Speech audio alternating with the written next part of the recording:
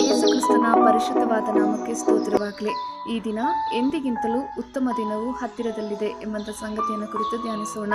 ಯೋಹಾನ 16ನೇ ಅಧ್ಯಾಯ 23ರಿಂದ 24ನೇ ವಾಕ್ಯ.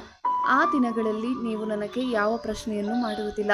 ನಿಮಗೆ ನಿಜ ನಿಜವಾಗಿ ಹೇಳುತ್ತೇನೆ, ನೀವು ತಂದೆಯನ್ನು ಏನಾದರೂ ಬೇಡಿಕೊಂಡರೆ ಅದನ್ನು ಆತನು ನನ್ನ ಹೆಸರಿನ ಮೇಲೆ ನಿಮಗೆ ಕೊಡುವನು.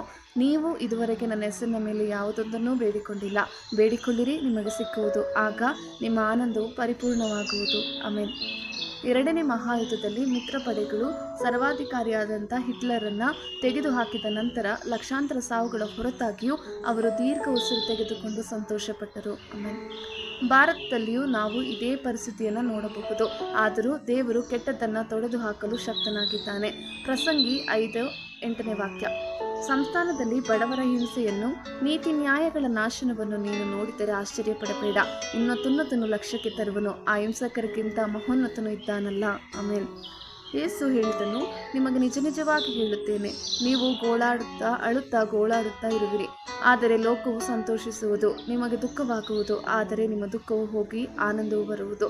ಒಬ್ಬ ಸ್ತ್ರೀ ಹೆರುವಾಗ ತನ್ನ ಬೇನೆಯ ಕಾಲ ಬಂತೆಂದು ಆಕೆಗೆ ದುಃಖವಾಗುತ್ತದೆ, ಆದರೆ ಕೂಸನ್ನು ಹೆತ್ತ ಮೇಲೆ ಲೋಕದಲ್ಲಿ ಒಬ್ಬ ಮನುಷ್ಯನು ಹುಟ್ಟಿದನೆಂಬ ಆನಂದದಿಂದ ಆ ಬೇನೆಯನ್ನು ನೆನೆಸುವುದಿಲ್ಲ. ಹಾಗೆಯೇ ನಿಮಗೂ ಈಗ ದುಃಖವಿದ್ದರೂ ನಾನು ನಿಮ್ಮನ್ನು ತಿರುಗಿ ನೋಡುವೆನು. ಆಗ ನಿಮ್ಮ ಹೃದಯಕ್ಕೆ ಆನಂದವಾಗುವುದು ಮತ್ತು ನಿಮ್ಮ ಆನಂದವನ್ನು ಯಾರೂ ನಿಮ್ಮಿಂದ ತೆಗೆಯುವುದಿಲ್ಲ. ಆಮೇಲೆ. ಕರ್ತನೇ, ನನ್ನನ್ನು ಕರುಣಿಸು. ಕರ್ತನೇ, ನನ್ನ ಸಹಾಯಕ್ಕೆ ಬಾ ಎಂದು ಹೇಳಿದೆನು. ಆತನು ನನ್ನ ಗೋಳಾಟವನ್ನು ತಪ್ಪಿಸಿ ಸಂತೋಷದಿಂದ ಕುಣಿದಾಡುವಂತೆ ಮಾಡಿದನು. ನಾನು ಕಟ್ಟಿಕೊಂಡಿದ್ದ ಗೋಣಿತಟ್ಟನ್ನು ತೆಗೆದು ಬಿಟ್ಟು ಹರ್ಷ ವಸ್ತ್ರವನ್ನು ನನಗೆ ಧಾರಣೆ ಮಾಡಿಸಿದನು.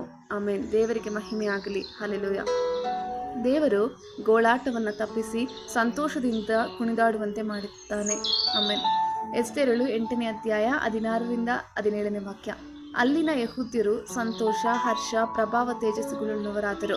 ರಾಜನಿರ್ಣಯ ಶಾಸನಗಳು ಪ್ರಕಟಿಸಲ್ಪಟ್ಟ ಪ್ರತಿಯೊಂದು ಸಂಸ್ಥಾನದಲ್ಲಿಯೂ ಪಟ್ಟಣದಲ್ಲಿಯೂ ಇದ್ದ ಯೆಹೂದ್ಯರಿಗೆ ಶುಭ ದಿನ ಉಂಟಾಯಿತು. ಅವರು ಸಂತೋಷದಿಂದಲೂ ಉಲ್ಲಾಸದಿಂದಲೂ ಭಕ್ಷ್ಯ ಭೋಜನ ಮಾಡಿದರು. ದೇಶದ ಜನರಲ್ಲಿ ಅನೇಕರು ಯೆಹೂದ್ಯರಿಗೆ ಭಯಪಟ್ಟು ಅವರ ಮತಕ್ಕೆ ಸೇರಿದರು. ಆಮೇಲೆ. ಯೇಸು ಕ್ರಿಸ್ತನ ಕೃಪೆ ನಿಮ್ಮೆಲ್ಲರೊಂದಿಗಿರಲಿ.